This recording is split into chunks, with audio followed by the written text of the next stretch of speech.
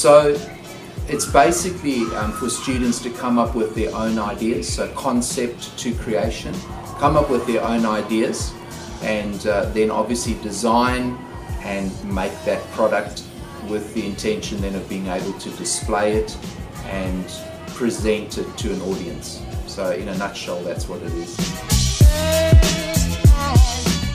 So I do it in design and technology, but I have run this in science as well. So I've done this in science. And again, with STEM, which a lot of schools are getting involved in, we've actually done a mapping exercise, and I'm sure teachers will be able to get access to that mapping, looking at science, maths, technology, and the other engineering, to see how you can map it in. So there's lots of opportunities for maths and science to get involved.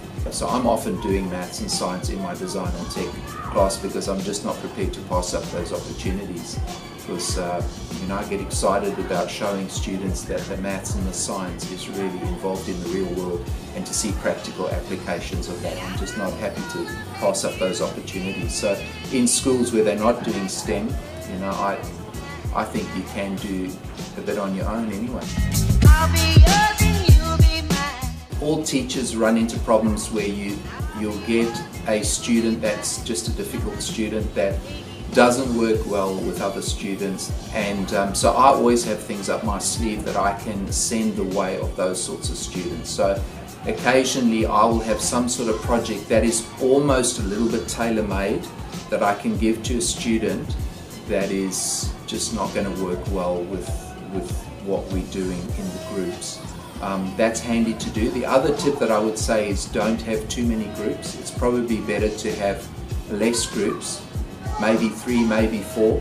I've done so many different ways over the years. For example, one year actually just ran one project idea.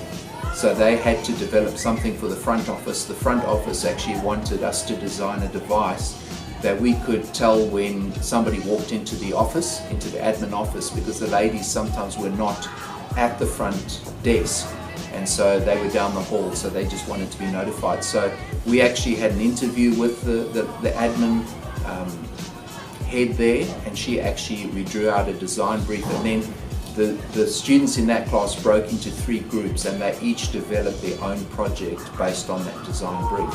And that worked really well. So anything is possible.